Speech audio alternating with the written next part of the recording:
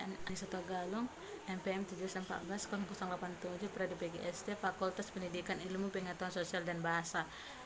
Judul proposal saya yaitu pengaruh kepemimpinan guru terhadap motivasi belajar siswa kelas 5 SD Negeri 15 Mengsori. Bab 1. Pendahuluan. 1.1 Latar belakang masalah. Belajar mengajar merupakan proses kegiatan interaksi antar dua pihak, yakni siswa sebagai pihak yang belajar dan guru sebagai pihak yang mengajar, dengan siswa sebagai subjek pokoknya. Guru adalah pendidik profesional dengan tugas utama mendidik, mengajar, membimbing, mengarahkan, melatih, dan mengevaluasi siswa pada dunia pendidikan. Orang yang disebut guru adalah orang yang memiliki kemampuan merancang program pembelajaran serta mampu menata dan mengelola kelas agar siswa dapat belajar dan pada akhirnya dapat mencapai tingkat kedewasaan sebagai tujuan akhir dari proses pendidikan. 1.2 Identifikasi masalah. Berdasarkan latar belakang masalah di atas, dapat diidentifikasikan beberapa masalah sebagai berikut. 1. Rendahnya motivasi belajar siswa kelas 5. 2. Salah satu faktor yang mempengaruhi motivasi belajar siswa adalah kepemimpinan guru selama proses pembelajaran. 3. Lemahnya motivasi belajar siswa jika guru yang tidak disenanginya masuk ke kelas tersebut. 4. Guru belum mengoptimalkan gaya kepemimpinan yang digunakan dalam pembelajaran. 1.3 Batasan masalah. Berdasarkan latar belakang dan identifikasi masalah di atas, cukup banyak masalah yang perlu diteliti karena terbatasnya waktu, tenaga, serta sarana yang tersedia. Maka penulis membatasi permasalahan dengan meneliti pengaruh kepemimpinan guru terhadap motivasi belajar siswa di dalam kelas 5 SD Negeri 1579 Mengsori 12. 1.4 Rumusan masalah. Berdasarkan latar belakang dan batasan masalah di atas, maka yang positif dan signifikan gaya kepemimpinan guru terhadap motivasi belajar siswa kelas 5 SD Negeri 1579 Mengsori 12. 1.5 Tujuan penelitian. Sejalan dengan rumusan masalah di atas, maka tujuan penelitian ini adalah untuk 1. Mengetahui bagaimana kepemimpinan guru di kelas 5 SD. 2. Mengetahui bagaimana motivasi belajar siswa kelas 5 SD. 3. Mengetahui apakah ada pengaruh kepemimpinan guru terhadap motivasi belajar siswa kelas 5 SD. 1.6 Manfaat penelitian. Manfaat yang diharapkan dari hasil penelitian ini antara lain: 1. Bagi siswa diharapkan agar dapat meningkatkan motivasi belajarnya sehingga siswa dapat memperoleh prestasi belajar yang baik. 2. Bagi guru diharapkan dapat menjadi bahan masukan dan pertimbangan untuk lebih memotivasi siswa dalam belajar melalui kepemimpinannya dalam membimbing siswa dan mengarahkan siswa. 3. Bagi sekolah, khususnya kepala sekolah, hasil penelitian ini diharapkan dapat menjadi bahan masukan, referensi, dan evaluasi guna meningkatkan mutu. 4. Bagi peneliti selanjutnya, diharapkan dapat dijadikan sebagai bahan referensi. Bab 2. Kajian teoritis. 2.1 Kerangka teoritis. 2.1 1. Kepemimpinan guru. 2.1 Definisi kepemimpinan guru. Setiap orang adalah pemimpin, baik pemimpin akan dirinya ataupun pemimpin akan orang-orang di sekitarnya, baik itu masyarakat ataupun keluarga, atau bisa juga pemimpin suatu organisasi. Setiap organisasi harus ada pemimpin yang bisa dipatuhi dan disegani oleh bawahannya. Sama halnya pada salah satu lembaga pendidikan, khususnya sekolah. Di dalam sekolah, yang menjadi pemimpin adalah seorang kepala sekolah.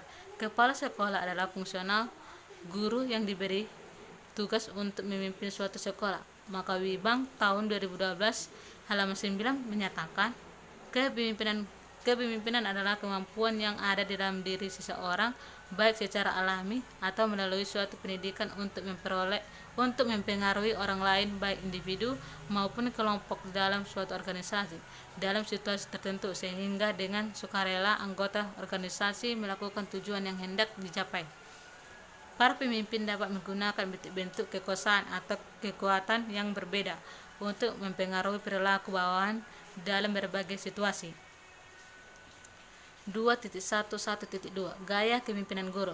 Pemimpin yang efektif adalah pemimpin yang menggunakan gaya style yang dapat mewujudkan sasarannya, misalnya guru dalam kelas dalam hal memberikan tugas kepada siswa, mengadakan komunikasi yang efektif kepada siswa, memotivasi siswa, mengontrol kegiatan siswa, dan seterusnya. 2.1.1.2 Gaya kepemimpinan autokratis. Gaya kepemimpinan yang berorientasi kepada tugas akan tetapi kurang perhatian pada kebutuhan para anggotanya. 2.1.1.2 Gaya kepemimpinan demokratis.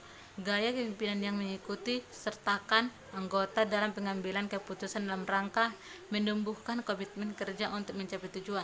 2.1.1.2 Gaya kepemimpinan kendali bebas. Gaya kepemimpinan yang menekankan bahwa pemimpin tidak hanya berusaha untuk menjalankan kontrol atau pengaruh terhadap para anggota kelompok. 2.1.1.3 Peran dan sifat-sifat seorang pemimpin. 2.1.1.3 Peran seorang pemimpin. Seorang pemimpin memiliki peran penting di dalam sebuah organisasi.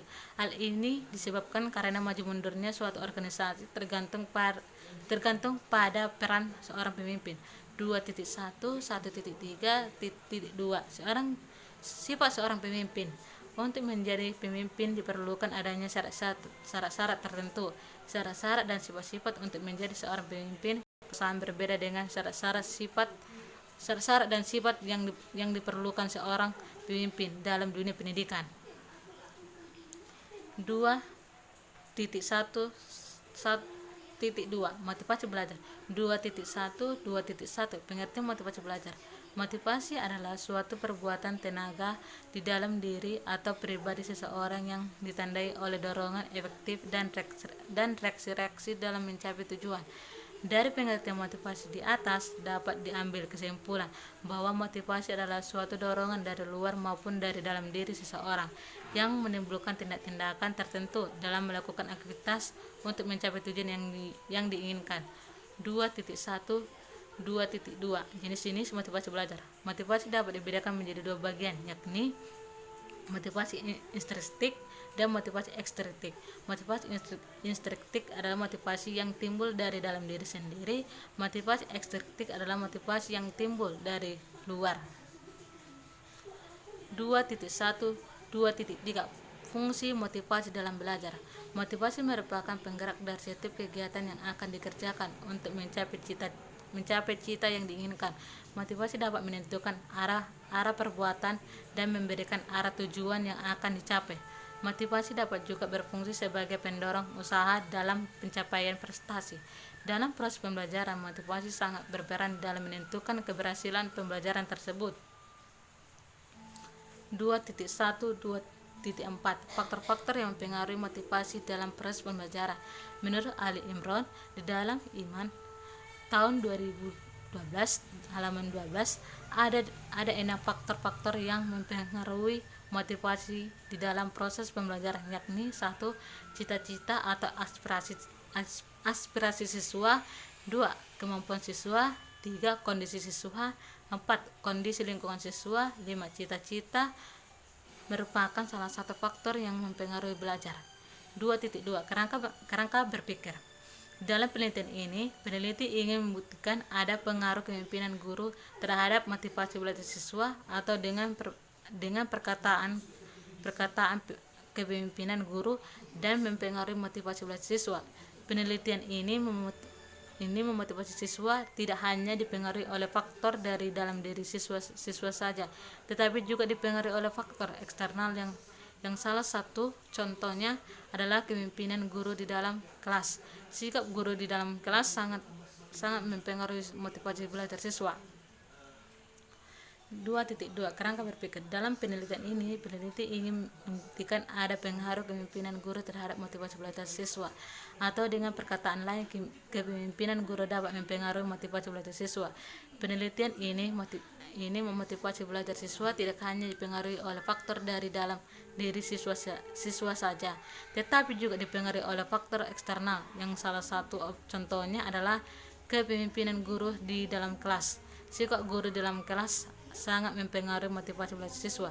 2.3 Hipotesis penelitian. Hipotesis adalah hubungan yang diperkirakan antara dua atau lebih variabel yang diungkap dalam bentuk pernyataan yang dapat diuji. Menurut Nur tahun 2011 halaman 33, hipotesis penelitian adalah hipotesis yang mengandung pernyataan mengenai hubungan atau pengaruh, baik secara positif atau negatif, antara dua variabel atau lebih sesuai dengan teori. Bab 3. Metode penelitian. A. Jenis dan lokasi penelitian.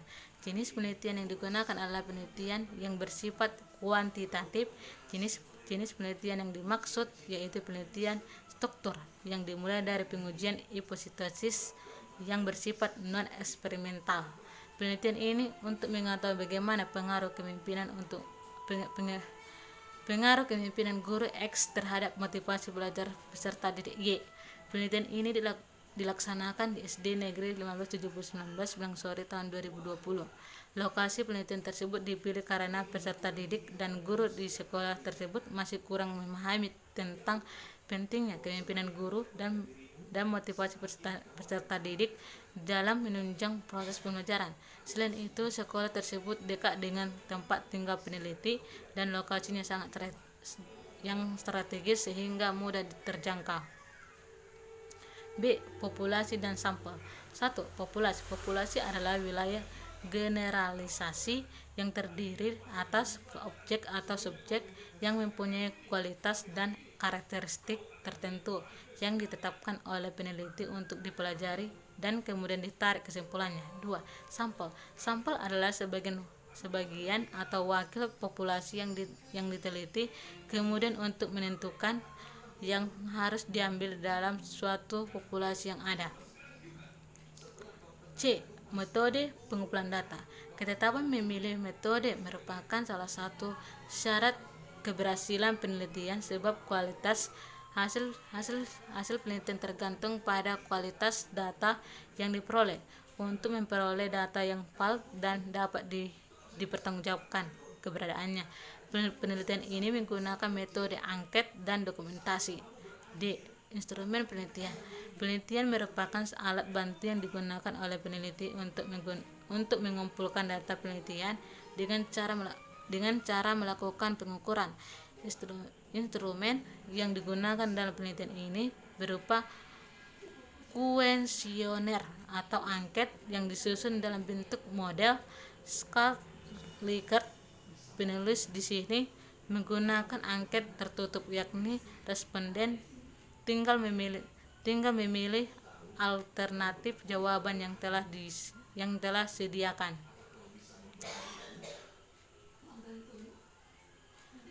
E. Teknik pengolahan dan analisis data. Analisis data dimaksudkan untuk mengkaji dalam kaitannya dengan pengujian hipotesis penelitian yang telah penulis rumuskan.